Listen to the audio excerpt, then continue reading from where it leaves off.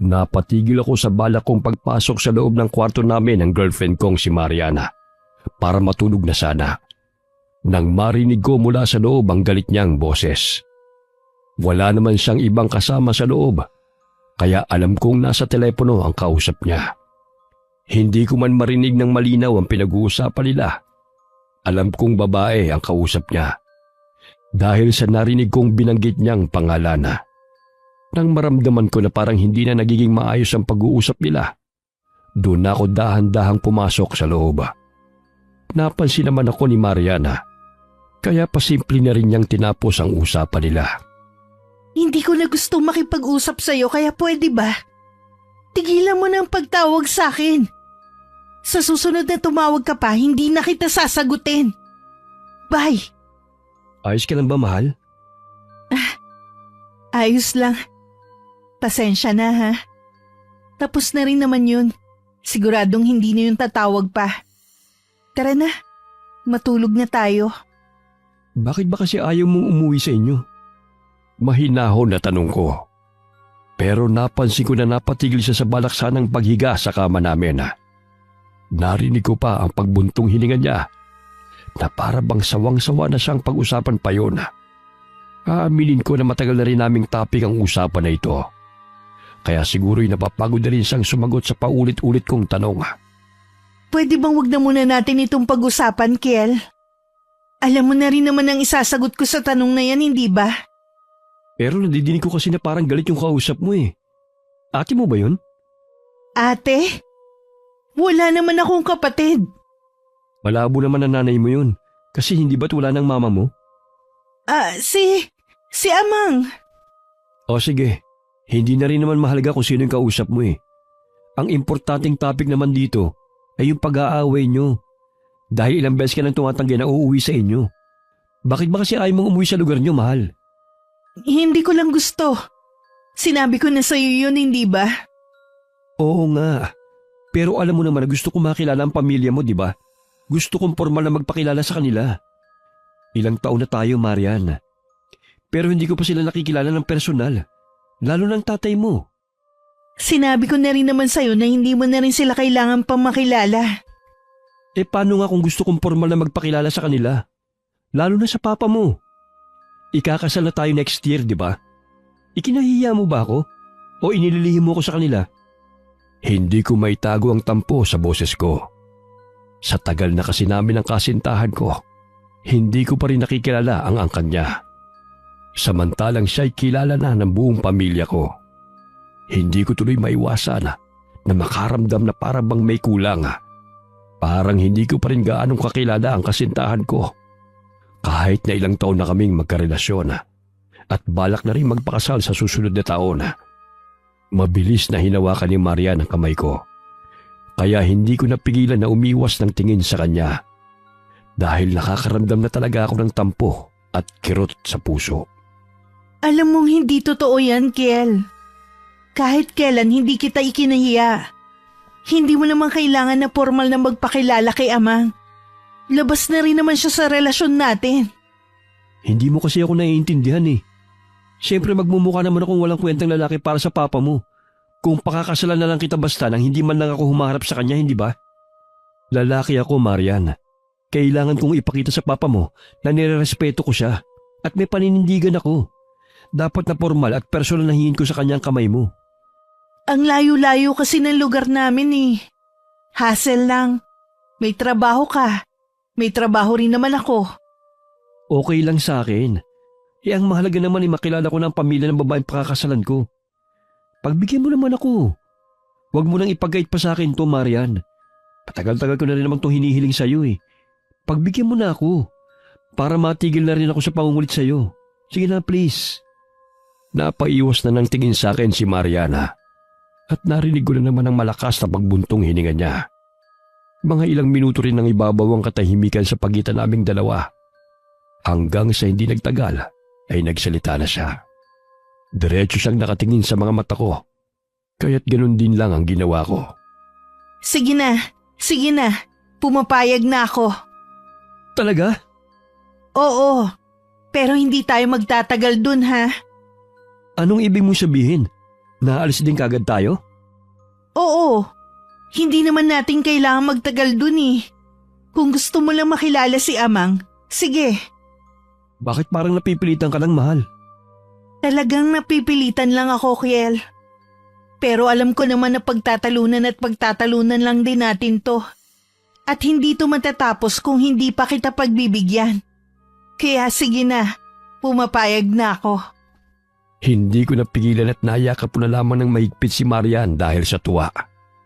Ramdam sa yakap ko ang saya. Dahil sa tagal ko ng pamimilit sa kanya na pumunta sa lugar ng magulang niya, ay noon lamang talaga siya pumayag. Pero ramdam ko rin sa bisig ko na hindi siya masaya sa naging desisyon niya. Hindi ko maintindihan kung bakit. Pero hindi na rin naman ako nagtanong pa. Nagpasa kaagad kami ng leave form para sa trabaho namin. At nang ma-approve yun, ay naghanda na kami para makauwi na sa kanilang probinsya. Totoo nga ang sinabi ni Mariana na malayo nga ang lugar ng angka nila. Sa isang malayong probinsya yun, kung saan ay hindi na lang basta baryo ang tawag doon, kundi lugar na ng mga tribo. Totoo bang ikaw lang ang nag-iisang babae sa tribo niyo, mahal? Ha? Oo. Ako nga lang.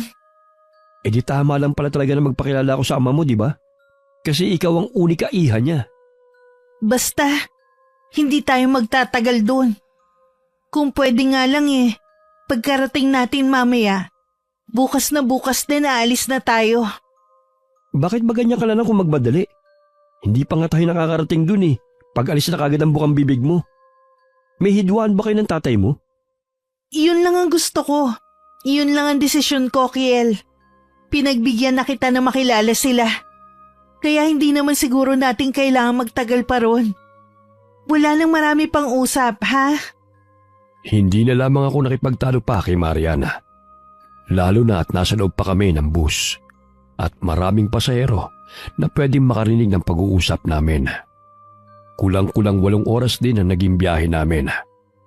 Hanggang sa uminto na nga ang bus sa lugar na bababaan namin ni Mariana. Takip silim na noon. Naghihintay naman kami na masasakyan na maghahatid sa amin papunta sa kanilang tribo. Halos kalahating oras pa ang babiyahihin namin para marating naman ang lugar ng pamilya niya. Habang palingon-lingon ako sa paligid, napansin ko kagad ang ilang tao na napapatingin sa pwesto namin ni Mariana na para bang napakadalang para sa kanila na makakita na may titigil ng bus doon at may bumababang pasahero. Ingiti sana ako sa mga nakakasalubong ko, pero agad akong napahinto dahil kapansin-pansin ang pagmamadali nila sa paglalakad. Kahit hindi na rin ganun kaliwanag ang paligid, alam kong may takot sa ekspresyon ng mukha nila nang makita nila si Mariana. Hindi ko tuloy mapigilan na mapakunot noo. Ang kaninang daan na may pailan-ilan ng mga taong naglalakad ay nawala ng isang iglap lamang. Biglang kami na lamang ni Mariana ang naiwan. Hindi ko tuloy maiwasan na batuhan siya ng tingin. Mahal, kilala mo ba yung mga yun? Bakit gano'n lang sila makatingin sa'yo? Huwag mo na lang silang pansinin, mahal. Wala rin naman talaga akong pake. Ang akin lang, bakit parang natatakot sila kung makatingin sa'yo? Kilala rin kasi ako sa lugar na to. Dahil kilala nila si Amang. Kilala si Amang bilang kinatatakutan na tao dito. Dahil matapang talaga siya. Siya ang pinuno ng tribo namin. Kaya nga ayoko makilala mo siya eh. Natatakot ako na matakot ka rin sa kanya. Ano ka ba naman, mahal? Wala naman siguro kung dapat ikatakot sa tatay mo. Dahil malinis naman ang intensyon ko sa'yo. Kita mo naman kahit 5 taon na tayo, hindi pa rin kita nakakasiping, di ba? Dahil bukod sa sinabi mong hindi ka pa handa, nire-respeto talaga kita. Kaya isang patunay yon na wala akong masamang intensyon sa'yo. Tipid ng ngiti na lamang ang sinagot sa akin ni Mariana. Kaya mahigpit ko na lamang na hinawakan ang kanyang kamay. Nang tuluyan ng magdilim, laking pasasalamat ko nang may makita kaming kangga na masasakyan namin papunta sa tribo ni Mariana. Nang lingunin ko na ang nobya ko para ipaalam na may paparating na sasakyan, natigilan ako nang makita ko na tinakpan niya ang kanyang muka gamit ang isang malong. Kaya natakpan ang buong muka niya pati na rin ang mahaba niyang buhok. Pakiramdam ko tuloy na parang meron siyang pinagtataguan sa ayos niyang ganoon. Pero naisip ko na lamang na baka dahil gabi na kaya naglagay na siya ng tela sa kanyang ulo para hindi siya gaanong malamigan. Iba pa naman ang lamig sa probinsya dahil kahit saan ka tumingin ay maraming puno na nagpapapresko talaga sa simoy ng hangin. Ibang-iba sa syudad ang kanilang lugar. Manong, magandang gabi ho. Pwede ho ba kami makisakay sa kangga nyo? Nako, abay maswerte kayong dalawa. At ako na ang huling masasakyan nyo na daraan dito. Bukas na ulit ang susunod na dadaan na kangga sa lugar na ito. Ako nga pala si Mang Dagul. Ako naman ho si Kiel. Nako, mukhang maswerte ho pala kami sa pagdating nyo. Anong oras na rin ho kasi? Halos maghapon na kaming bumibiyahe. Habang kausap ko si Mang Dagul, napapansin ko na pasulyap-sulyap siya sa gawin ni Mariana, na para bang inaaninag niya ang mukha ng kasintahan ko. Pero dahil natatakpan nga ito ng Manong, kaya ibinalik na lamang na matandang lalaki ang tingin niya sa akin. Saan ba kayo pupunta? Halatang pagod na kayo ng kasintahan mo . Saan nga ang lugar niyo, mahal? Sa tribo ni Amang Isyo. Ha? Ano?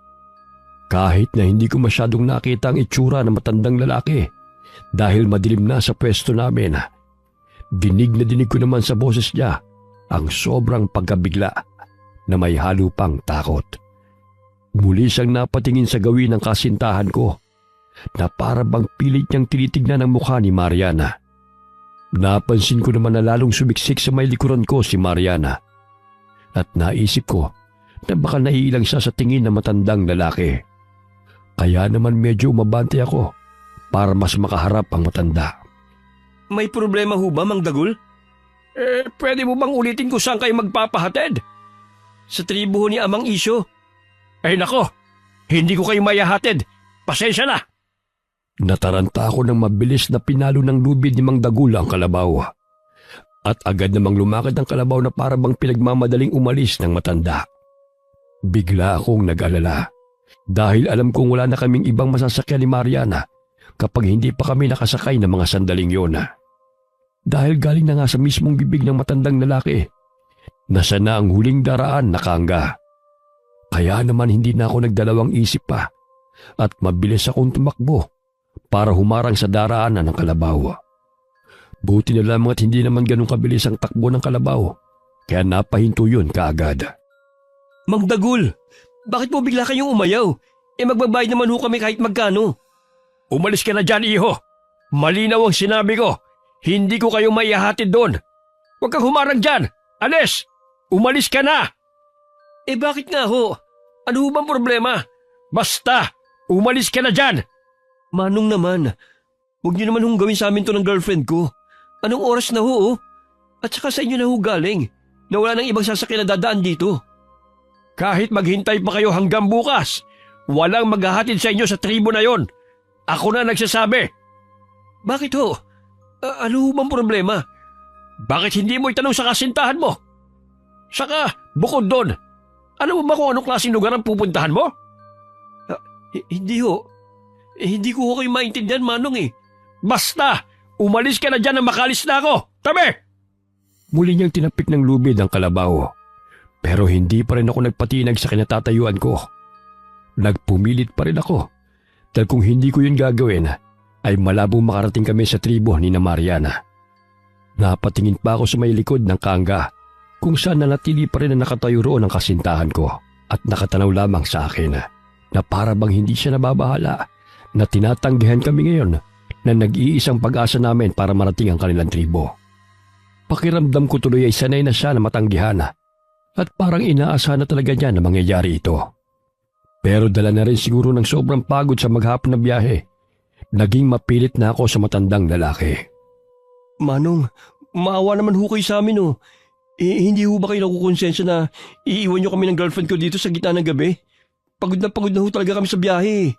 Pakiusap naman ho. Ayoko nga maghatid sa lugar na yon. Sana maintindihan mo rin. Kaya umalis ka na riyan. Mang Dagul, nagmamakaawa ho ako sa inyo. Nakikiusap po ako. Baka naman ho pwede nyo kaming pagbigyan ng makasakay. Pagod na ho talaga kami. Hindi mo ako naiintindihan eh. Kahit o doblehin ko pa yung babayad namin. Ayos lang po sa akin. Basta may ihatid nyo na po kami. Nakita ko na nag-isip ng matagal ang matandang lalaki. Halata pa rin sa mukha niya ang pag-aalinlangan na pumayaga. Hanggang sa makalipas ang ilang segundo, napabuntong hininga na siya at saka nagsalita. O siya, sige na. Kung hindi lang ako naaawa sa iyo eh. Talaga ho? Ihatid nyo na kami? Oo. Pero hindi ko kayo ihahatid sa mismong looban ng tribo. Hanggang sa may bukana ko lamang kayo ibababa. Tapos lakarin nyo lang ipapasok na daan. Sige ho. Ayos na ho sa amin yun, Mang Dagul. Pahag na ho kami dyan. Sige na, sige na. Tatawagin ko na po yung girlfriend ko. Mahigit kalahating oras nga ang itinagal ng biyahe namin papunta sa tribo. Tahimik lamang kaming tatlo. Kanina pa kasi walang kibo sa tabi ko si Mariana. Nang marating na namin ang lugar na sinasabi ni Mang Dagul, huminto na ang kangga. At doon pa lamang nagsalita si Mang Dagul at ipinaalam niya sa amin na hanggang doon na lamang niya kami maihahatid. Nagmadali naman kaming bumaba ni Mariana at pagkatapos nun ay binayaran ko ang matandang lalaki. Ni hindi man lang nagpasalamat sa akin ang matanda at hindi na rin niya hinintay na makapagpasalamat kami ng kasintahan ko dahil mabilis na niyang pinatakbo ang kalabaw at saka umalis ng walang lingon-lingon. Hindi ko na lamang siya pinansin at hinarap na si Mariana. Doon ko palang din nakita na natanggal na rin niya ang malong sa kanyang ulo. Nang magsimula ng maglakad si Mariana, ay sumunod na rin ako. Buti na lang talaga at may charge pa ang cellphone ko. Dahil yun ang ginamit namin na flashlight para matanglawan ang dinadaanan namin na makitid na daan. Medyo bumilis ang kabog ng puso ko dahil sa takot na baka may bigla na lamang lumabas na kung ano sa mga nagtataas ang talahib sa magkabilang gilid namin. Idagdag pa ang pag-iisip na baka may ahas na bigla na lamang tumuklaw sa paa namin ni Mariana. Pero nang makita ko na kahit konti ay walang takot sa ekspresyon ng mukha ng kasintahan ko, pinilit ko na rin na hindi matakot. Mga kulang-kulang 10 minuto rin ang nilakad namin ni Mariana hanggang sa may matanaw na akong 3 malilit na bahay sa isang lugar na napapalibutan naman ng bakod. Ay, nandito na tayo. Ay, sa wakas. Nakarating na rin tayo. Alam kong pagod na pagod ka na. Kasi kanina ka pa walang imik eh. Ganyan ka pa naman kapag napapagod ka. Kung alam mo lang kung bakit ako tahimik. Ha? Ano yun, mahal? May sinasabi ka ba? Wala. Tara na. Siguradong gising pa ang mga tao dyan sa tribo dahil hindi pa patay ang mga sulo. Baka hinihintay talaga nila ang pagdating natin. Sana gising pang tatay mo para magkakilala na kami. Hindi na ulit nagsalita pa si Mariana. Siya na lang ang nagbukas ng tarangkahan at dire-diretso na kaming pumasok doon. Amang, nandito na ho kami. Bakit ang hina ng boses mo? Madidilig niya ba tayo? Diyan ka lang sa likod ko. Ako munang haharap kay Amang. Natigilan ako nang may sumulpot na 3 lalaki na mga nakahubad. Tanging shorts lamang ang suot nila. Moreno silang lahat. Malalago ang kanilang buhok na para bang hindi uso sa kanila ang shampoo. Nagsalita ang isang lalaki na may katangkaran at ito ang malakas na tumawag kay Amang Isyo na tinutukoy na ama ni Mariana. Hindi nagtagal may lumabas nga na isang matandang lalaki sa bahay na nasa pinakagitna. Maliit na lalaki lamang ito dahil halos kuba na ito sa katandaan. Puti na rin ang buhok nito at may kapayatan ang katawan. Marian? Ikaw nga? Ako nga ho, Amang. Buti namat naisipan mong bumalik dito. Matagal ka na namin hinihintay. Akala namin tatalikuran mo na talaga ang angka natin at hindi na babalik pa rito sa tribo. Pwede ho bang wag na muna natin pag-usapan yan? May kasama ho ako. Magandang gabi ho. Siya na ba yun? Hindi ho, Amang. Kasintahan ko ho siya. Dinala ko siya rito para personal niyo ho siyang makilala. Magandang gabi ho, Amang. Ako nga ho pala si Kel. Matagal na ho kami magkasintahan ng anak nyo. Ikinagagala ko po kayong makilala. Sa wakas po nagkita na rin po tayo. Matagal na rin ho kasing Gusto ko kayong makilala eh. Lalo na ho at sa susunod na taon ay balak na ho namin magpakasal ni Marian. Napansin ko na nagkatinginan ng tatlong lalaki na nasa likod ni Amang Isyo. At pagkatapos ay ibinalik ulit nila ang tingin sa akin. Hindi ko maintindihan, pero parang may kakaiba sa mga tingin nila na hindi ko naman mawari kung ano. Ikinagagal ako makilala ka, iho. Masaya rin ako nakaharap ka ng personal. Siyempre naman ho, formal ko ho kasing hihingin sa inyo ang kamay ng unika iha nyo para mapatunayan ko rin ho sa inyo na malinis ho ang intensyon ko para kay Marian. Alam ko naman yon, iho. Ang pagpunta mo pa nga lang dito sa tribo namin ay isang patunay na mahal mo nga ang anak ko.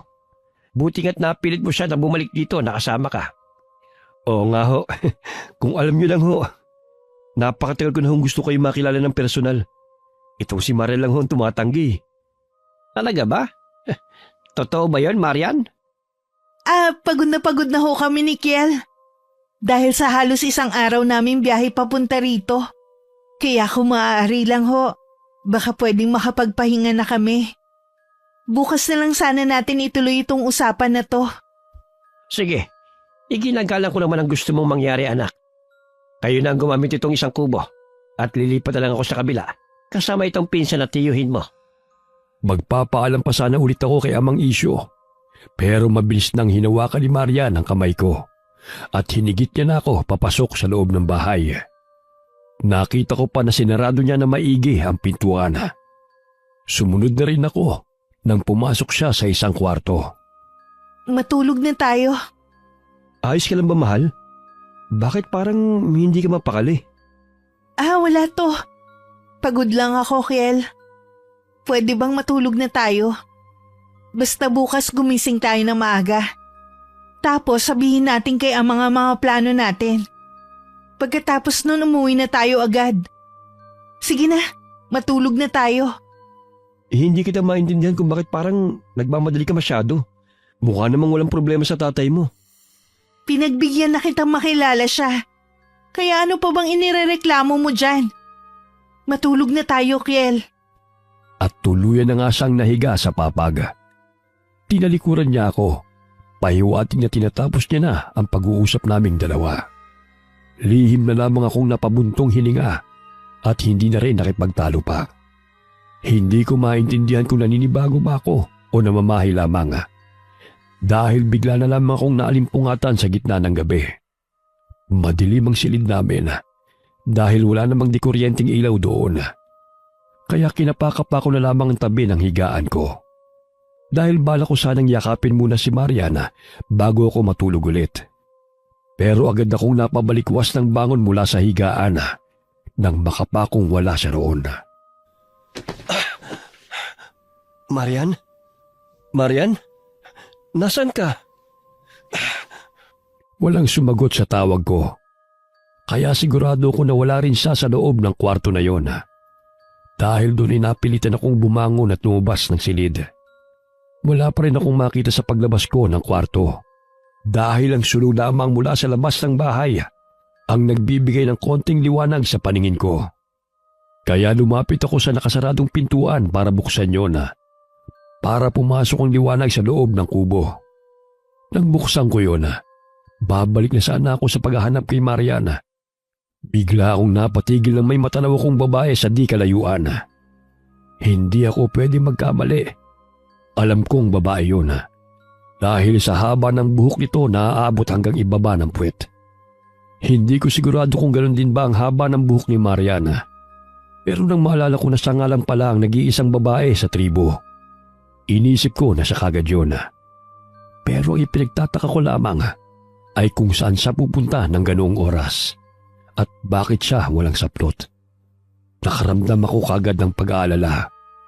Kaya naman hindi na ako nagdalawang isip at lumabas na ako para sundan kung saan siya pupunta. Hindi ko na pinansin ang dilim na tinatahak kong daan dahil ang mahalaga lamang sa akin ng mga oras na yon ay ang makita si Mariana. Habang tahimik akong naglalakad sa may kakahuyan, agad akong natigilan nang may makita akong nagliliwanag sa may hindi kalayuan.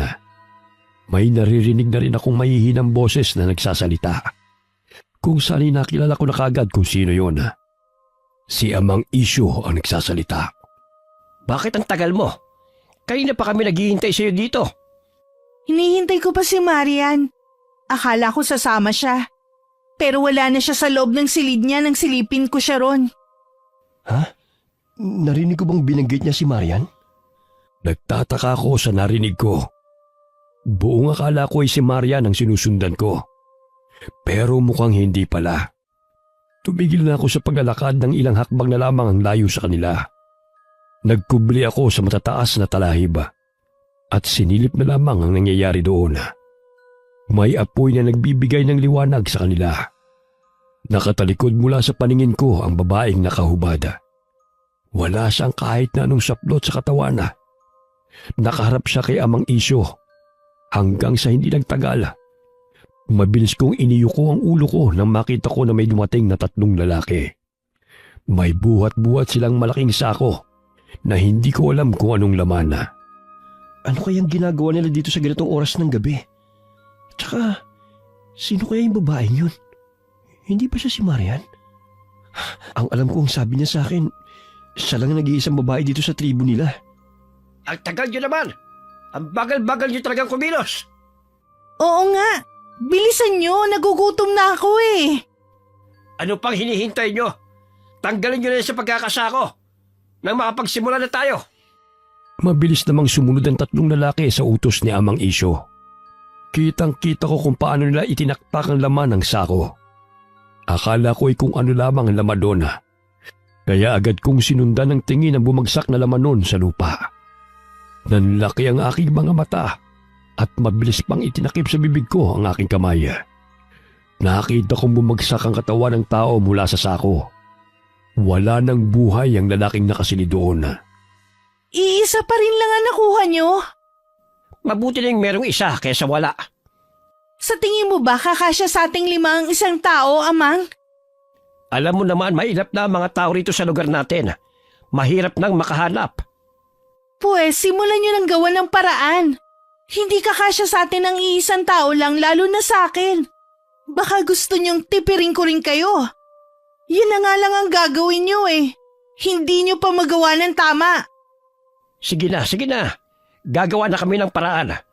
Kung kinakailangan na pumasok na kami sa mga bahay-bahay, gagawin namin yon. Dapat lang. Dahil hindi tayo pare-parehong magiging malakas kung kulang ang pagkain natin. Sige na. Tama na tong pagtatalo na ito. Kumain ka na nang mapakain mo na kami. Hindi ko pa rin naiintindihan ang pinag-uusapan nila. Pero mas lalong nablangko ang utak ko nang pumihit na ng konti ang babaeng nakatalikod sa gawi ko. Kaya nakita ko na ang mukha niya. Si Marian ang babaeng yun. Pero nawala na sa mukha niya ang atensyon ko. Dahil muli na namang nanlaki ang aking mga mata at binalot na ako ng takot. Nang makita ko mismo ng 2 mata ko ang paggalaw ng kusa ng mahahabang buhok ni Mariana. Mas humaba pa yun lalo at kusang gumapang papalapit sa nakahandusay na katawan ng patay na lalaki. Nang lumapat ang buhok sa katawan ng patay, nag-iba ang kulay ng buhok ni Mariana. Naging kulay pula yun na nagliliwanag. Umangat sa ere ang katawan ng lalaki. At ang mas ikinagulat ko, umangat yun dahil sa pagkakabuhat ng buhok ni Mariana. Ano ba itong nakikita ko? Totoo ba to? O baka naman nananaginip lang ako? Siguruhin mong masisip-sip mo ng mabuti ang dugo ng patay na yan. Hindi tayo pwede magsayang ng kahit isang patak ng dugo niyan. Dugo? Ano bang klaseng halimaw sila? Mula sa pwesto ko'y nakita ko ang pag-iiba ng anyo ni Mariana. Naging matulis ang kanyang mga ngipin at nagkaroon ng kulubot na balat ang kanyang noo hanggang sa kanyang mata. Doon na ako tuluyang napaupo mula sa pinagtataguan ko. Pero kahit na napaupo na ako sa lupa, tanaw ko pa rin mula sa pagitan ng mga talahib ang ginagawa nila. Kitang-kita ko kung paano nito sinipsip ang dugo ng bangkay. Parang natuyong puno ang katawan nun na kusa na lamang bumagsak sa lupa. Tapos na. Nasipsip ko na ang lahat ng dugo ng lalaking yan. Mabuti. Ngayon, ibahagi mo na sa amin ang nasipsip mo. Siguraduhin mo lang na mas maraming ibabahagi mo sa akin. Pantay-pantay lang ang magiging pagbabahagi ko ngayon. Mas kailangan ko ng mas maraming lakas. Baka nakakalimutan nyo. Kailangan ko ng dagdag na lakas. Dahil sisipingan ko pa ang dayo. Dayo? Sinong tinutukoy niyang dayo? Ako bang tinutukoy ni Marian? Kung sa bagay, may punto ka. Kailangan mo na masipingan ang lalaking yon sa lalong madaling panahon. Kailangan na natin magparami ng angkan. Kaya nga, pumuesto na kayo at magbabahagi na ako ng lakas. Lumuhod sa harapan ni Marian ang kanyang ama at ang tatlong lalaki. Muli na namang gumalaw ang buhok nito at nahati yun sa 4 na bungkos. Isa-isang lumapit sa 4 na lalaki ang dulo nito. Gumalaw yun at pumasok sa bibig ng mga kalalakihan. Muli na namang naging kulay pula ang buhok ni Mariana. Para itong naging host na nagsasali ng dugo sa bibig ng 4 na lalaki. Hindi nagtagal ay nagsiungulan sila ng malakas na parang mababangis na hayop sa gubat. Nag-iba rin ang itsura nila. Doon ko napagtanto na hindi sila mga normal na tao. Halimaw? Halimaw silang lahat? Pati si Marian? Kailangan ko na makalis dito sa lalong madaling panahon. Dahil kundi, baka ako nang susunod nilang lalapain. Halos pagapang na akong lumayo sa lugar na yon. Pigil-pigil ko ang sarili kong hininga sa takot na baka makagawa ko ng ingay na malaman nila na nakita ko ang lahat. Dahil kapag nangyari yun, sigurado ko na hindi sila magdadalawang isip na kitlin din ang buhay ko. Halos maligaw ako sa kaba. Pero buti na lamang at nakabalik naman ako sa loob ng bahay nang walang nakakapansin sa akin. Mabilis kong sinarado ang pinto habang hinahabol ko ang paghinga ko. Kiel, saan ka galing? Napahawak ako bigla sa aking dibdib nang marinig ko ang pamilyar na boses ng kasintahan kong si Mariana. Agad din akong napasandal sa nakasaradong pintuan at kahit hindi ko nakikita ang sariling ekspresyon ng mukha ko, alam kong magkahalong gulat at takot ang nakita ni Marian sa akin.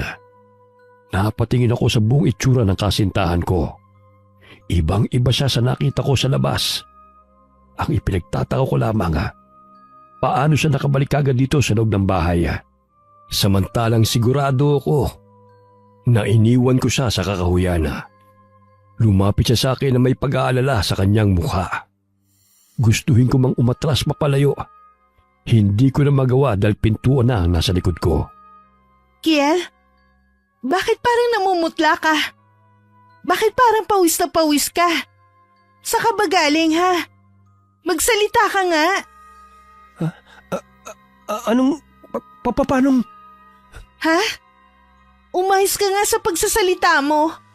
Hindi kita maintindihan. Paano ka nakarating dito kagad? Hindi ba nandun ka sa may kakahuyan? Kakahuyan? May nakita ka ba? Anong nakita mo? Magsalita ka, mahal. Nakita... Alin? Ano nakita mo? Magsasalita na sana ako para sagutin ang kanyang tanong. Pero pinigilan ko ang aking sarili. Pakiramdam ko tuloy ibang babae na ang nasa harapan ko kaysa sa nakita ko sa may kakahuyan. Pero sigurado ko na si Marian yun dahil malinaw sa akin ang nakita kong mukha kanina. Dahil doon kaya naisip ko na hindi ko pwedeng ipaalam sa kanya na nalaman ko na ang tunay niyang pagkatao, na isa siyang halimaw.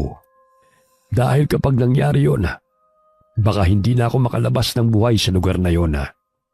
Pakiramdam ko tuloy wala na akong pwedeng pagkatiwalaan bukod sa sarili ko. Kahit nasasaktan ang puso ko dahil sa tagal na namin magkarelasyon ni Mariana, nabigla talaga ako sa lihim na kanyang tinatago. Kailangan ko pa rin na unahin at iligtas ang sarili ko. Wala, mahal. Baka namalikmata lang ako dahil naalimpungatan lang ako kanina eh. Wala pa ako sa tamang wisyo. Sigurado ka ba, mahal? Oo naman. Ikaw, saan ka ba galing? Pumunta lang ako sa banyo. Sigurado ka? Oo naman. Tapos pagbalik ko kanina sa kwarto natin, wala ka. Kaya lumabas ulit ako para hanapin ka. Hindi mo alam kung gaano ako nag-alala nang hindi kita makita sa kwarto natin. Huwag mo nang uulitin yun, mahal ha. Huwag kang lalayo sa akin nang walang paalam. Dito ka lang lagi sa tabi ko. Naiintindihan mo? Oo naman. Pasensya na kung pinag-alala kita. Hayaan mo, mahal. Makakaalis na rin naman tayo bukas eh. Napag-usapan na rin naman natin na aalis tayo agad dito, hindi ba? Wala nang magagawa si Amang para pigilan tayo. Hindi na ako nakasagot pa kay Mariana. Hindi ko kasi alam kung pinapay ko lang niya ako ng mga sandaling yun ha. Kaya naman mas pinili ko na lamang na manahimik. Inabukasan na. Nagising ako na wala na naman sa tabi ko si Mariana. Kaya naman agad na akong bumangon mula sa pagkakahiga ko. Lumabas ako ng bahay nang marinig ko ang mga boses sa labas. Doon ko naabutan si Amang Isyo habang kausap si Mariana. Agad akong napaatras nang maalala ko ang mga nasaksihan ko kagabi. Pero dahil ayoko magpahalata sa kanila na may nalalaman ako, ngumiti na lamang ako sa kanila at binati sila ng magandang umaga. Ngumiti pabalik sa akin si Mariana. Pero mas malapad ang pagkakangiti niya sa akin ngayon na. Agad ko ring napansin na iba na ang suot niyang damit kesa sa damit na ipinagtulog niya kagabi. Nang makalapit siya sa akin ay agad niyang ipinulupot ang kamay niya sa braso ko. May kasama pang marahan na paghaplos na medyo nanibago ako dahil hindi naman ganun kung humawak sa akin si Mariana. Nang mga sandaling yun wala pa rin akong kaalam-alam na ibang babae na pala ang nasa harapan ko. Mabuti naman at gising ka na, mahal. Ay, maaga ka palang nagising. Bakit hindi mo ako ginising, mahal? Masyadong mahimbing pa kasi ang tulog mo kanina. Kaya hindi na kita inabala. Ganun ba? Nakausap mo na ba si Amang tungkol sa balak natin? Anong balak? Anong tinutukoy mo? Nakalimutan mo na ba? Hindi ba aalis na tayo ngayong araw? Aalis na kayo? Anong kayo? Hindi ba tayo? Napansin ko na medyo natigilan si Marian sa sinabi ko. Napaiwas siya ng tingin at parang nataranta siya. Nang magsalita siya ulit, ay kapansin-pansin na ang pagkautal niya. Ay, oo nga. Ang ibig ko sabihin ay tayo. Nagkamali lang ako. Tama ba yung narinig ko na may pinag-uusapan kayo na aalis? Oo, Amang. Napag-usapan po kasi namin ni Mare na aalis na lang ho kami ngayong araw. Pinagbigyan lang ho kasi ni Mare yung kahilingan ko eh. Muling nagkatinginan ng mag-ama. Parang may pinag-uusapan silang dalawa. Gamit lamang ang kanilang mga mata. Hindi ko man maintindihan pero nakaramdam ako ng kaba sa palitan nila ng tingin. Mas makakabuti siguro kung hindi mo na kayo aalis. Oo nga, mahal. Tama si Amang. Huwag muna tayong umalis. Pero hindi ba ikaw ang mapilit na umalis na tayo ngayon? Bakit biglang nagbagong isip mo? Hindi ko maintindihan eh. Parang sumama kasi ang pakiramdam ko ngayon eh. Kaya pwede bang ipagpaliban muna natin ang pag-alis natin ngayon? Pero kasi Masama talaga ang pakiramdam ko, mahal eh. Magpapasama nga sana ako sa'yo pabalik sa kwarto natin eh. Para makapagpahinga ako. Talagang masakit ang ulo ko eh. Pwede mo ba akong samahan? Sige Nakjel, huwag ka nang kumontra. Samahan mo ng anak ko. Baka kumapano pa yan. sige ho. Kahit na nag-aalangan ako, wala na akong nagawa pa kung hindi ang pumayag. Dahil aminin ko man o hindi, nag-alala rin ako sa kalagayan ni Mariana sa pag-aakala na masama talaga ang pakiramdam niya. Bumalik kami sa loob ng kwarto. Nauna akong pumasok habang siya naman ay nakasunod. Siya pa nga nagsarado ng pintuan ng silid namin. Kung saan ay napansin ko na nilakpan niya yun. Nakaramdam ako ng konting kaba, pero hindi ko yun pinahalata. Masyado na rin kasi magulo ang utak ko. Dahil akala ko'y makakalis na ako sa tribo na yun, pero hindi pa pala. Sa likod ng utak ko, Nagpaplano na ako ng susunod kong hakbang. Hindi ko rin kasi talaga inaasahan ng bigla ang pagbabago ng isip ni Mariana. Pakiramdam ko tuloy, parang nag-ibang tao na naman ang kaharap ko. Halika. Mahiga ka rin dito sa tabi ko, mahal. Ikaw na lang magpahinga, mahal. Kagigising ko lang kasi. Pero gusto kong katabi ka habang nagpapahinga ako. Wala ka rin namang gagawin sa labas eh. Hindi ko mapigilan na mapalunok ng laway sa paraan ng pagsasalita ni Mariana. Sa tingin ko'y may kasamang pang-aakit ang pananalita niya. Naninibago ko dahil kahit kailan, hindi naman siya naging ganun sa amin dalawa. Bilang isang lalaki, nararamdaman ko para bang gusto niya na may mangyari sa amin. Napatitig tuloy ako kay Maria ng ilang segundo at mukhang napansin naman niya kagad yun. Kaya unti-unting nawala ang ngiti niya sa labi. Sa tingin ko ay naramdaman niyang nahihiwagaan ako sa mga ikinikilos niya. Dahil katulad nga ng sinabi ko, sa ilang taon na magkarelasyon kami ni Mariana, wala pang nangyayari sa amin kahit na isang beses. Hanggang halik lang talaga kami at nirespeto ko siya ng matagal na panahon. Pero bakit ganito ang ikinikilos niya ngayon? Sige. Hindi na kita pipilitin kung ayaw mo akong samahan na magpahinga. Pasensya ka na, mahal. Medyo masakit na rin kasi ang likod ko sa kakahiga eh. Lalabas na muna ako. Nakakaya naman kasi sa tatay mo kung hindi ako tutulong, di ba? Kaya na ni Amang yun. Tutulong na rin ako. Napansin ko kasi na wala yung 3 lalaki na kamag-anak nyo. Nasaan sila? May pinuntahan ba? Ha? Hindi ko alam. Nagising na lang ako na wala na sila. At kami na lang ni Amang ang nandito. Baka may pinuntahan. Sige, lalabas na muna ako ha. Magpahinga ka lang dyan. Tutulong na muna ako sa paghahanda ng pagkain sa labas.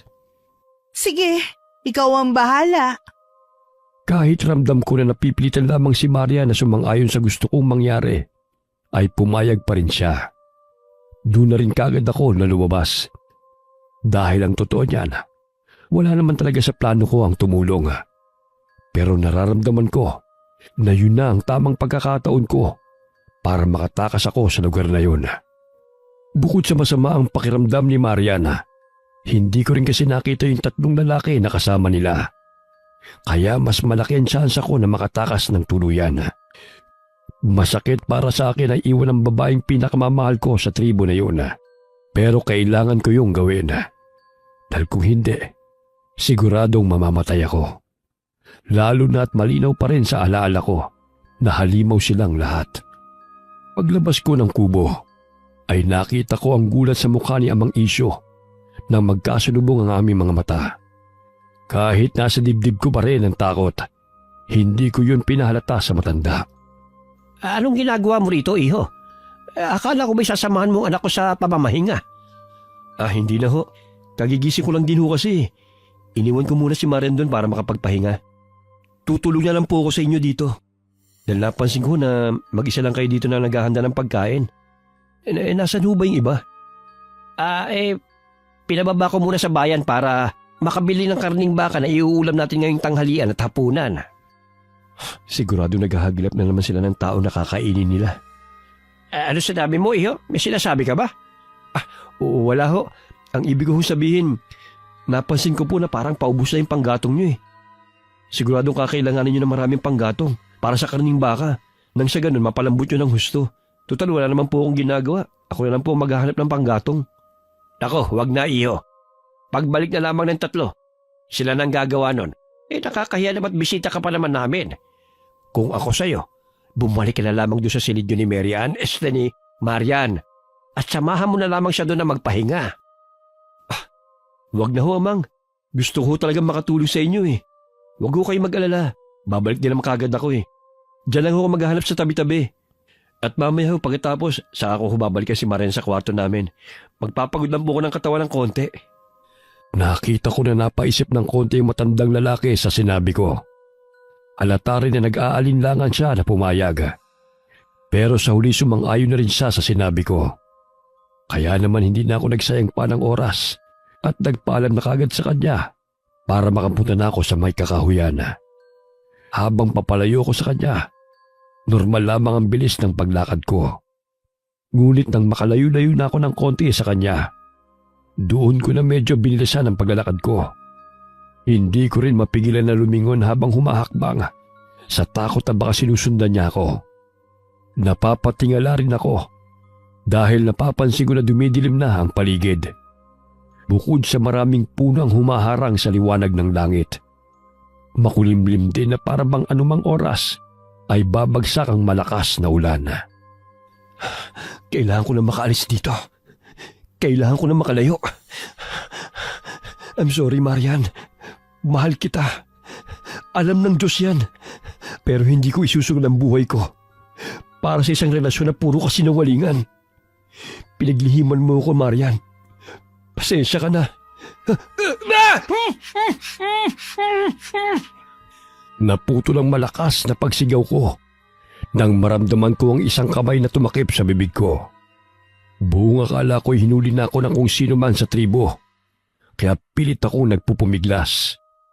Naramdaman ko na lang na malakas na sinandan ng kung sino mang tao na yon ang likod ko sa puno at sa kanya ko hinarap. Nakatakip pa rin ang kamay niya sa aking bibig nang mamukhaan ko kung sino siya. Sumenya siya sa akin na tumahimik at wag akong sisigaw. Tumango naman ako bilang pagsangayon. Mang Dagul, anong ginagawa niyo rito? Akala ko ba hindi kayo tatapos sa tribo na to? Iyon ang sinabi niyo sa akin nung hinatid niyo kami rito nung isang gabi. Maniwala ka man o sa hindi, nandito ako para tulungan ka sana. Tulungan ho ako?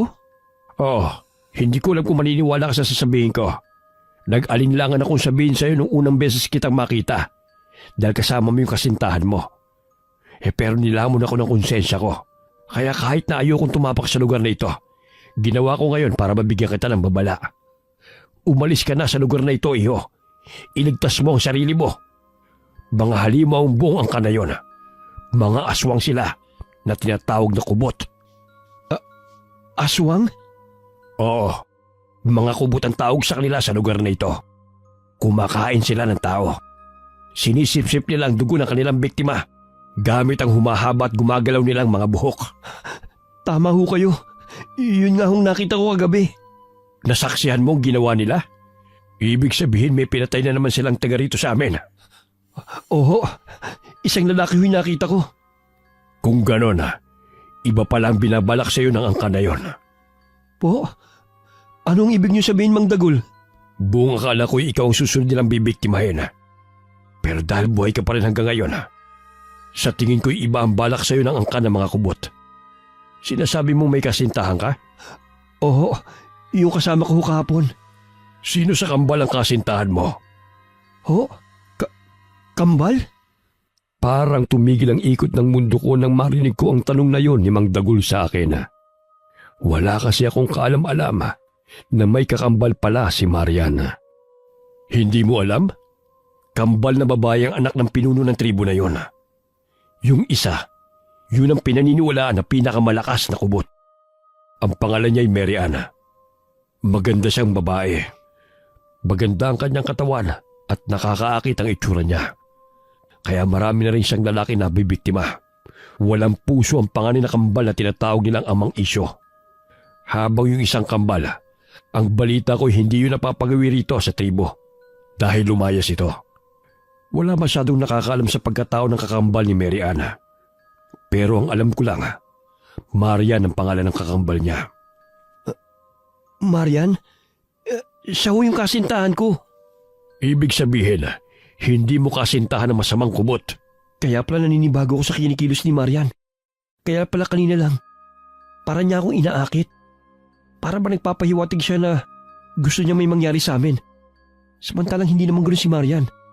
Sa tagal na ho namin magkasintahan, hindi pa ho kami nagsisiping. Mukhang alam ko na ang balak ng angka na yun sa'yo, iho. Ha? Ano ho? Gagamitin ka nila sa pagpaparami ng lahi nila. Ho? Ang usap-usapan kasi, ang kubot ay may kakayahan na pabaliwin ng lalaki makakasiping nila. Nasa tuwing makakaniig mo ang isang kubot, mawawala ka na lang bigla sa iyong sarili. Kaya nga hindi nila sinisipingan ng mga lalaki sa kanilang angkana. Dahil mababaliw nga ang mga ito. Ngayon nasisiguro ko na kumuha sila ng dayo para makasiping ng panganay na kambal. Kung ganun, hindi si Marian ang kaharap ko kanina. Ang tanong, nasan si Marian? Nasaan ang kasintahan ko? Kailangan ko siya mahanap. Ano? Huwag mo sabihin na babalik ka pa sa tribo na yon. Kailangan ko humbalikan si Marian. Mabait ang girlfriend ko. Hindi siya katulad ng kakambal niya. Pero parehong pinagmulan nila. Isang kubot din ang kasintahan mo, iho. Isa rin siyang halimaw. Katulad ng masama niyang kakambal. Pero mabait si Marian. Alam ko yon dahil matagal ko na siyang kilala. Kung nalaman ko lang na may kakambal siya, dapat nalaman ko na kagad na hindi ang babaeng kaharap ko kanina ang kasintahan ko. Napag-usapan pa nga namin kagabi na babalik na kami sa syudad eh. Kaya pala nagbagong desisyon niya dahil hindi na siya si Marian. Ibig sabihin nawawala siya. O baka naman itinatago siya. Kailangan mahanap ko si Marian. Hindi kita matutulungan kung babalik ka pa ron, iho. Nakalabas ka na. Ilang metro na lang at makakarating na tayo sa lugar na pinag-iwanan ko ng kangga ko. Pwede ka nang tumakas dito. Hindi humang dagul. Kailangan ko humbalikan si Marian. Sigurado ko may nangyari sa kanya hindi maganda. Iba ho si Marian. Iba siya. Kailangan ko siyang iligtas. Sabay kaming pumunta rito. Kaya sabay rin kaming aalis. Nakita ni Mang Dagul ang pagiging seryoso at pagiging desidido ko sa gusto kong gawin. Kaya naman isang malakas na buntong hininga na lamang ang pinakawalan niya. At sa kanya tinapik ang balikat ko. May kinuha siya sa loob ng malit niyang lumang belt bag at inabot niya yun sa akin. Kung hindi talaga kita mapipigilan, kunin mo na lamang itong maliit na punyal na ito at saka itong maliit na sako na binasbasang abo. Ano ang mga to? Yan lamang ang tanging makakatulong sa iyo sa oras ng kagipitan. Lalo na kapag na-corner ka na ng mga kubot. Yang punyal na yan, may patak ng kalamansi ang talim niyan. Kapag nasugatan mo ang mga kubot, hindi basta-basta gagaling o maghihilom ang kanilang sugat. Eh ano naman ho ang isang to? Itong nasa maliit na sako. Binasbasang abo yan. Abo ng sinunog ng buntot ng pagi. Kapag isinaboy mo yan sa mga kubot at pumasok sa kanilang mga mata, pansamantala silang mabubulag. Maraming salamat po, Mang Dagul. Yan lamang ang may tutulong ko sa iyo. Hindi na kita masasamahan sa pagbabalik mo sa tribo. Masyadong mapanganib. Meron pa akong pamilyang naghihintay sa akin. Basta kung sakali mang magtagumpay ka at makatakas nga kayo ng kasintahan mo, hanapin mo lang ang kangga ko. Malapit sa may bukana na pinaghatiran ko sa inyo. Hindi ako aalis doon hanggat hindi lumulubog ang araw. Pero kapag inabutan na kayo ng dilim, pasensya na. Pero hindi ko na kayo mahihintay. Kung ganun, mauna na po ako. Kailangan ko nang hanapin si Marian. Wala na akong sinayang pa na oras at tinaha ko na ang daan pabalik sa tribo. Ngunit habang pabalik ako, isang pamilyar na boses ang narinig ko mula sa may hindi kalayuan. Boses yun ni Mariana. Kaya agad kong tinakandaan kung saan nagmumula ang boses niya. Doon ay nakita ko ang isang maliit na bahay na parang ginawang kulungan lang. Dahil ang dingding nun ay may mga siwang kung saan masisilip sa loob kung ano ang laman nun. Si Marian nga ang nasa loob ng bahay na yon. Sigurado ako na siya talaga yon dahil natatandaan ko na yun din ang suot niyang damit kagabi bago kami natulog. Ibang-iba sa suot at damit ng babaeng kaharap ko kanina. Nakumpirma ko na tama ang hinala ko na nakakulong nga ang tunay kong kasintahan. Sumisigaw si Marian na pakawalan siya. Nagpalinga-linga ako sa paligid at wala naman akong nakita na nakabantay sa kanya. Kaya hindi na ako nagdalawang isip pa at lumapit na ako doon. Kitang-kita ko ang gulat sa mukha ni Marian nang makita niya ako. Kiel, anong ginagawa mo rito? Paano mo ako nahanap? Mami, ako na ipapaliwalag, mahal. Sa ngayon, kailangan na kitang mailabas dito para makatakas tayo. Bilisan mo! Pabalik na rin sila, sigurado ko! Buti na lang at matibay na baging lang ang ginamit na pantali sa pansarado ng kulungan na yon. Kaya naman hindi ako nahirapan na buksan yun. Nang mailabas ko na si Mariana, ay agad ko siyang niyakap ng mahigpit. Niyakap niya rin ako pabalik. Buti naman at walang nangyaring masama sa'yo. May kailangan akong aminin sa'yo, Kiel. Wala ka nang kailangang pang aminin sa akin, Marian. Alam ko ng lahat. Alam ko na tungkol sa pagkatao mo. Alam mo na? Oo, alam ko na. Pero alam kong hindi ka masama tulad ng kakambal mo. Alam mo na rin na may kakambal ako? Oo, inakit niya ako kanina. Naramdaman ko kagad na hindi ikaw yan. Dahil alam kong hindi ka ganon. Buti na lang at hindi siya nagtagumpay. Buti na lang at hindi ka niya nasipingan. Dahil kung nagkataon, mawawala ka sa sarili mo. Kinulong nila ako dito dahil plano ni Mary Ann na masipingan ka. Kaya plinano niya na magpalit kami. Nagpanggap siyang ako para may mangyari sa inyo. Sinaktan ka ba nila? Hindi. Pero sasaktan nila tayo kapag naabutan pa nila tayo rito. Kailangan na natin makatakas. Kung ganon tayo na. Kasabay ng malakas na kulog at kidlat. Dahil malapit nang bumuhos ang malakas na ulan. Bigla kaming napahinto ni Marian sa aming paghakbanga. Nang sumulpot bigla sa dadaanan namin si Amang Isyo, kasamang kakambal ni Marian na si Mary Ana. Sa likod ng dalawa ay naroon din ang 3 lalaki na masama ang tingin sa amin. Talagang tatalikuran mo ang kapakanan ng angkan? Para lamang sa lalaking yan, Marian? Alam mo naman na kailangan na ng kakambal mo ng lalaking masisipingan para lalong lumakas ang tribo natin, hindi ba? Matagal ko na talaga kayong tinalikuran. Si Kiel na ang buhay ko. Kaya huwag niya nang hilingin sa akin na mas unahin ko pa ang angkan kesa sa lalaking mahal ko. Ganyan ka na ba talaga kabaliw, Marian? Nagpunta ka lang sa syudad. Kinalimutan mo na ang tunay mong pamilya. Baka nakakalimutan mo kung bakit ako lumayas. Ni hindi naman talaga ako tinuring ni Ama na mahalaga sa pamilyang to. Ikaw na lang ang lagi niya nakikita. Kahit ikaw, hindi mo rin naman ako tinuring na kakambal. O kahit kapatid man lang. Ginawa mo kong utusan at sunod-sunuran mo lang. Dahil hindi ka naman talaga mahalaga. Ako ang mahalaga sa tribo. Dahil kung wala ako, manghihina ang lahat. Ako ang pinakamalakas na kubot. Kaya wag mo na rin tangkain pang lumaban. At ibigay mo na ng kusa ang kasintahan mo para masipingan ko na siya. At nang makabuo na agad kami. Hindi mangyayari yon. Dahil hindi ako papayag. Dadanak muna ang dugo sa tribo na to bago mo masipingan si Kiel. Hindi rin ako papayag. Ang akala niyo ba'y may magagawa pa kayo? Lalo ka na. Isa ka lamang dayo. Wala kang kakayahan na labanan kami. Yan ang akala nyo.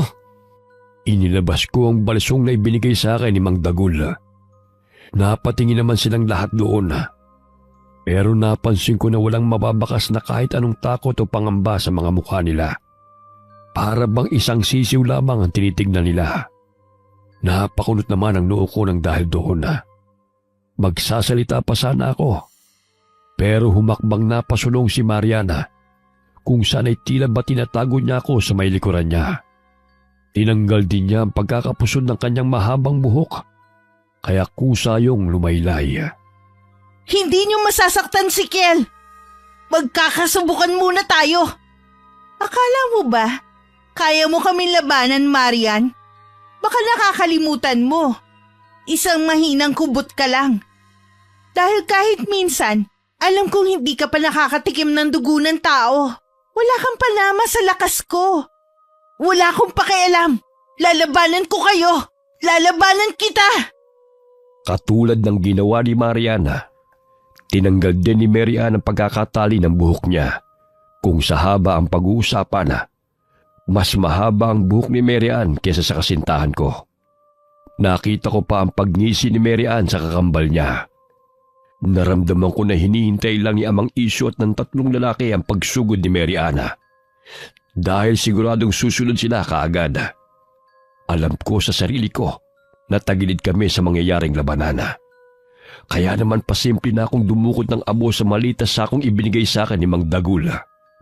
Nang nakadakot na ako, hindi na ako naghintay pa ng hudyat at inihagis ko na yon patungo sa pwesto ng 5. Agad silang nagsiungulan, tanda na nasaktan sila nang pumasok na ang abo sa kanilang mga mata. Alam ko ng mga sandalig yon na pansamantala na silang nabulag dahil sa abo. Kaya naman mabilis ko nang hinawakan ang kamay ni Mariana at hinila na siya paalis sa lugar na yon para makatakbo at makatakas. Kailangan nating makorner si Mary Ann, Kiel. Ano ibig mo sabihin? Pwede na tayong tuluyang makatakas ngayon. May naghihintay na kangga sa atin sa may bukana. Habang bulag pa sila, tumakas na tayo. Hindi ganun kadali yun. Mababalikan nila tayo. Lalo na kapag bumalik ang lakas nila. Hindi man magtagumpay si Mary Ann na masipingan ka. Alam kong gagawa pa rin siya ng paraan para maging malakas at gantihan tayo. Hahanapin at hahanapin niya tayo. Kaya kailangan natin siya makorner. Anong pinaplano mo, mahal? Kay Mary Ann nagmumula ang lakas ni na Amang at ng iba. Siya kasi ang nagpapasa ng nakukuha niyang lakas sa mga biktima niya papunta kina Amang. Kaya kung meron tayong dapat puntiryahin, si Mary Ann yun. Ako na ang bahala sa kanya. Habang ikaw naman ang bahala kina Amang. Mahihina lang ang mga lalaking kubot. Kaya wala ka dapat ipag-alala sa kanila. Mga normal lang sila na may kakaibang itsura. Kaya huwag kang matakot. Natigilan ako sa pagtakbo nang biglang madapa si Marian mula sa pagtakbo namin. At nang lumingon ako, nakita kong kakambal niya na nanlilisik ang mapupulang mga mata. Hinihila niya ang paa ni Marian gamit ang mahaba nitong buhok. Marian! Kiel! Bago ko pa man matulungan si Marian, dalawang lalaki na ang humawak sa magkabila kong braso. Kaya naman hindi na ako nakapalagpa. Kakaiba na ang itsura nila ngayon.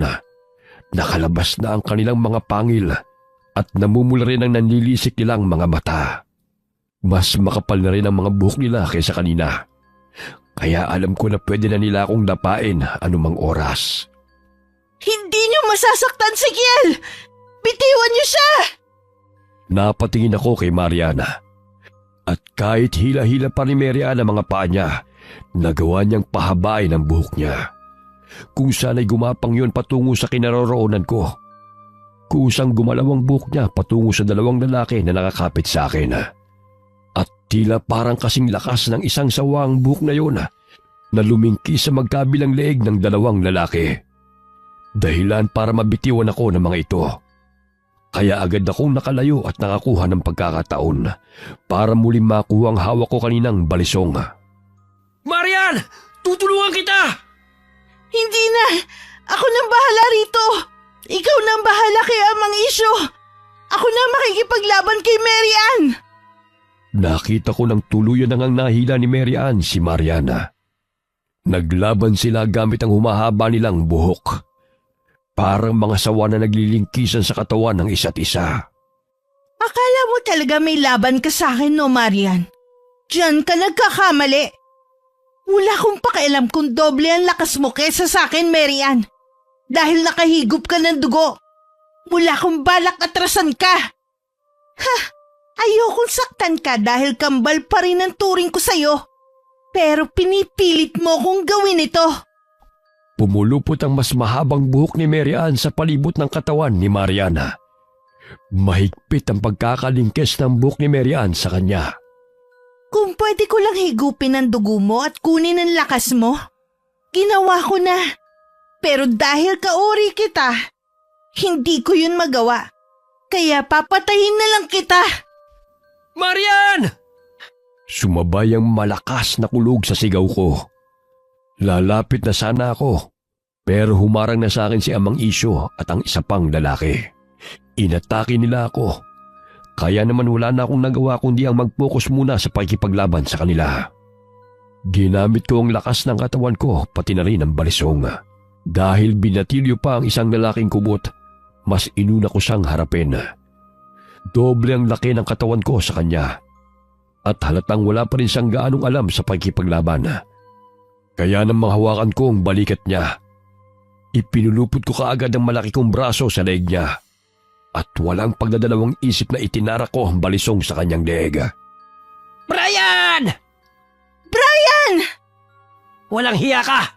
Pinatay mo si Brian! Wala akong magagawa.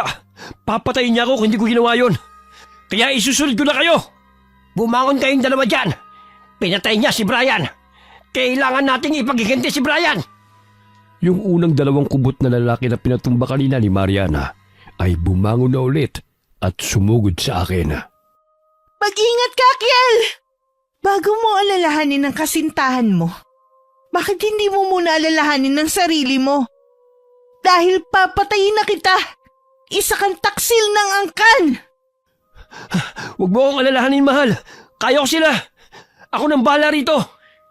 Mary Ann, salinan mo ako ng lakas! Kailangan ko ng lakas! Hindi na ako pwedeng magbigay. Manghihina ako, Amang. Kanya-kanya na muna tayo. Kailangan kong talunin si Marian. May naisip na akong plano sa utak ko. Kaya yun nga ang ginawa ko. Bago pa sabay-sabay na makalapit sa akin ang 3 kubot, kasama na rin si Amang Isyo. Pasimple na naman akong dumakot ng abo sa maliit na sako na nasa aking bulsa. At nang malapit na ang agwat namin sa isa't isa, doon ko na ulit isinaboy ang abo sa harapan nila. Nabigla na naman sila sa ginawa ko, kaya malakas na naman silang umungol dahil sa sakit. Pansamantala na naman silang hindi makakita. Kaya naman doon ako kumilos kaagad. Katulad ng ginawa ko sa binatang kubot, lumapit ako sa kanila at pinagsasasaksak ang leeg nila. Katulad ng sinabi ni Marian kanina, na normal lang din ang lakas nila. Kaya madali ko silang napatumba lahat. Ang hinuli ko ay si Amang Isyo, na ginilitan ko naman ng leeg. Napaungol siya dahil sa sakit. Kaya naman nakuha nun ang atensyon ni Mary Ann. Amang! Nabaling ang tingin ko kay Mary Ann nang sumigaw siya dahil sa nasaksihan niya ang pagkitil ko sa buhay ng tatay niya. Binitiwan ng buhok nito ang pagkakalingkis sa kasintahan ko, kaya bumagsak si Marian sa lupa. Tumakbo si Mary Ann papunta sa tatay niya, kaya nagkaroon ako ng pagkakataon na batuhan ng tingin si Mariana. Nakita ko ang sugatan na mukha niya at may dugo na rin sa gilid ng kanyang labi. Nakahandusay siya sa lupa, kaya agad akong lumapit sa kanya. Mahal, Nanghihina ako. Parang hindi ko na kaya, Kiel. ako nang lalaban sa kakambal mo. Hindi mo siya kaya. Masyado siyang malakas. Siguradong mapapatay ka lang niya. Kung ganun, sumipsip ka ng dugo sa akin. Ha? Kumuha ka ng dugo ko, mahal, para lumakas ka. Payag akong gawin mo yon. Pero, Hindi mo naman ako papatayin, di ba? Maliligtas tayong pareho kung magkakaroon ka ng karagdagan lakas. Kaya sige na. sige. Katulad ng nasaksihan ko kagabi, namula rin ang buhok ni Marian at kusa itong gumapang sa akin. Naramdaman ko na pumulupot ang buhok niya sa leeg at ulo ko. Hanggang sa maramdaman ko na parang may humihigop sa kaloob-looban ko. May kirot akong nararamdaman pero tiniis ko yon. Nagkulay pula na ang mga mata ni Mariana at lumabas na rin ang mga pangil niya. Nag-iba na rin ang itsura niya. Naging ganap na siyang kubot. Binitiwan na rin niya ako nang makakuha siya ng sapat na kailangan niyang lakas. Matapos noon ay nakaramdam na ako ng panghihina. Salamat, mahal. Tumabi ka muna dyan. At tatapusin ko na tong laban namin ni Mary Ann. Pinatay mo si Amang. Pinatay mo ang ama ko. Pagbabayarin kitang lalaki ka. Bago mo siya malapitan, sa akin ka muna dadaan. Siya pa rin talaga ang iniisip mo. Pinatay niya si Amang. Pinatay niya ang ama natin, Marian. Katulad ng sinabi ko, si Kiel na ang pamilya ko. Huwag ka mag-alala. Matatapos na rin ang buhay mo, Mary Ann. Susunod ka na rin kay Amang. Hindi na rin mababalot ng takot ang buong lugar na to dahil sa inyo. Inatake na nga ni Marian ang kanyang kakambal. Kapansin-pansin na mas lumakas nga si Marian kaysa kay Mariana na ikinagulat nito. Pumulupot ang buhok ni Marian sa katawan ng kakambal at iwinasiwas niya ito hanggang sa tumama ang likod nito sa mga puno dahilan ng pagsuka nito ng dugo. Hindi na siya nag-aksaya pa ng panahon at ipinulupot nito ang buhok sa leeg ni Mary Ann. Bitiwan mo ko! Dito na magtatapos ang kasamaan ninyo, Mary Ann. Huwag mo kong patayin! Huli na, Mary Ann. Paalam. At narinig na lamang naming pareho ang paglagatok ng mga buto sa leeg ni Mary Ana. Bumagsak nang wala ng buhay ang katawan ng kakambal sa lupa. Pagkatapos noon ay nilapitan na ako ni Mariana at inalalayang makatayo. Bumalik na rin siya sa dati niyang anyo. Tapos na, mahal. Wala na silang lahat. Makakaalis na tayo dito. Tayo na, mahal. Pero bago yun, sunugin muna natin ang mga katawan nila. Pati na rin ang buong tribo. Nang sa ganun malaman din ng buong lugar na to na wala na ang tribong kinatatakutan nila.